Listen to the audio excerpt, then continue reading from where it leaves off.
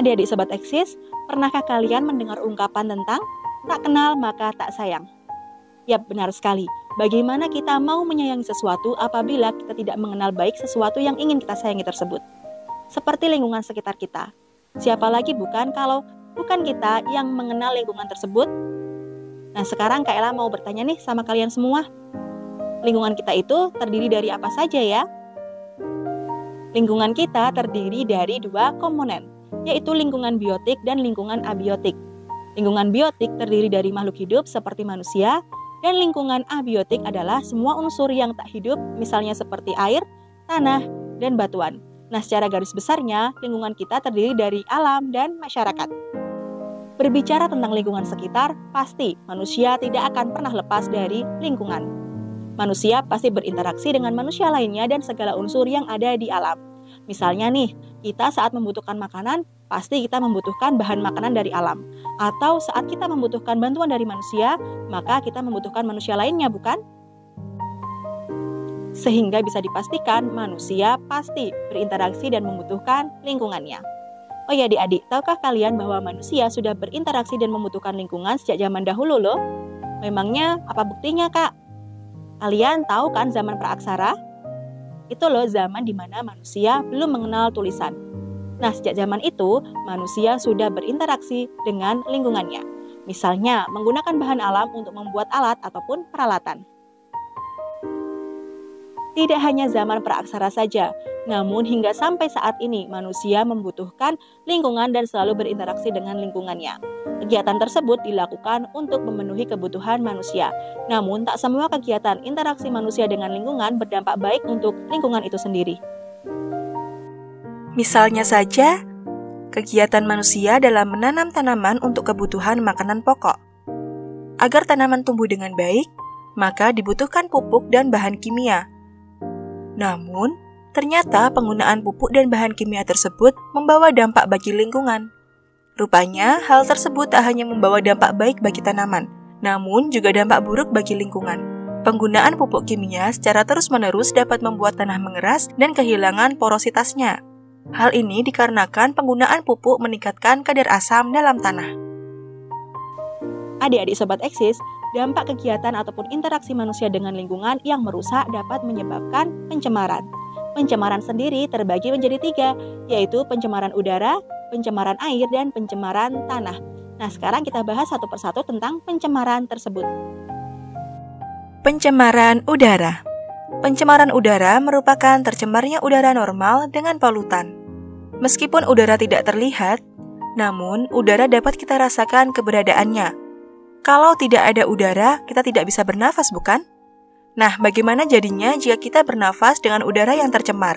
Biasanya kita bakal merasa tidak nyaman dan akan berdampak buruk pada kesehatan paru-paru kita. Lantas, apakah penyebab dari pencemaran udara? Penyebab pencemaran udara itu seperti asap kendaraan bermotor, asap pembakaran sampah, asap rokok, asap pabrik, dan masih banyak lagi. Nah, lebih lengkapnya, penyebab pencemaran udara yaitu sebagai berikut.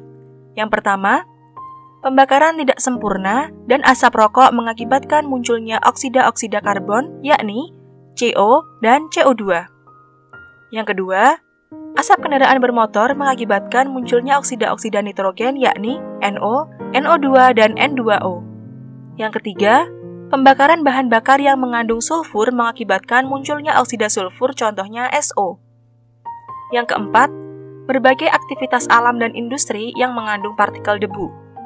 Yang kelima, degradasi limbah pertanian yang mengandung volatile organic compounds atau VOC, yakni CH4. Yang keenam, pembakaran pada insinerator yang mengandung logam berat merkuri.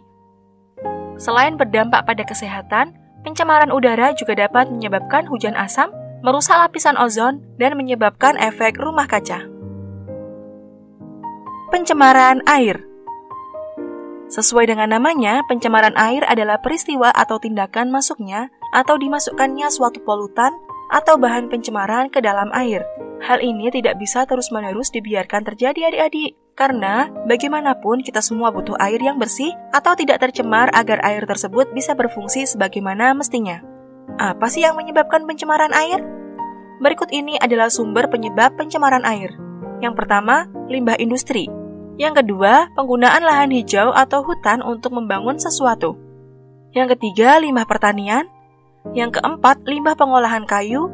Yang kelima, penggunaan bom oleh nelayan dalam mencari ikan di laut. Yang keenam, limbah rumah tangga atau limbah cair seperti sisa mandi, MCK, atau mandi cuci kakus, sampah padatan seperti plastik, gelas, kaleng, batu baterai, sampah cair seperti deterjen, dan sampah organik seperti sisa-sisa makanan dan sayuran. Nah, pencemaran air sendiri dapat berdampak pada kehidupan biota air yang terganggu perkembangannya, kualitas air tanah yang buruk, estetika lingkungan, dan kesehatan pada manusia yang menggunakan air atau mengkonsumsi biota air yang terdampak. Pencemaran tanah. Pencemaran tanah adalah kegiatan atau peristiwa masuknya polutan ke dalam tanah, baik polutan itu berupa padatan maupun cairan. Mungkin beberapa dari kalian berpikir kalau pencemaran tanah tidak memiliki dampak besar seperti pencemaran air dan juga pencemaran udara, bukan? Namun kenyataannya, tumbuhan-tumbuhan kita hidup di tanah, bukan? Jika tanahnya tercemar, bagaimana tumbuhan-tumbuhan dan pepohonan bisa hidup? Sehingga kita harus menghindari penyebab dari pencemaran tanah seperti pembuangan limbah kimia, kegiatan pertambangan yang merusak, dan kegiatan pertanian yang melibatkan pestisida dan insektisida. Setelah mengetahui tentang berbagai macam pencemaran, sekarang kita simak yuk sebuah tragedi yang terjadi di Jepang akibat pencemaran.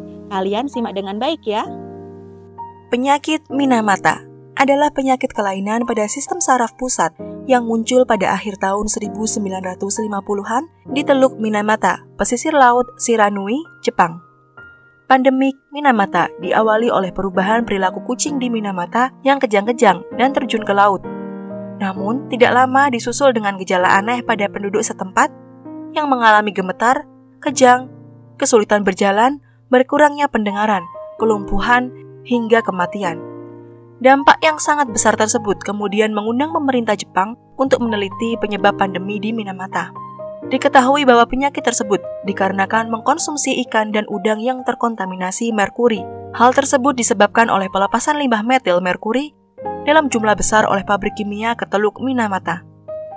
Pelepasan limbah berlangsung selama 36 tahun dan mengakumulasikan limbah merkuri seberat 27 ton. Hal ini meracuni air, ikan, udang, kerang, tumbuhan, dan semua di sekitar Teluk Minamata. Sehingga penduduk Minamata yang mayoritas nelayan mengonsumsi ikan dari Teluk Minamata hampir setiap harinya. Tanpa disadari, ikan yang tadinya menyehatkan berubah jadi racun yang mematikan.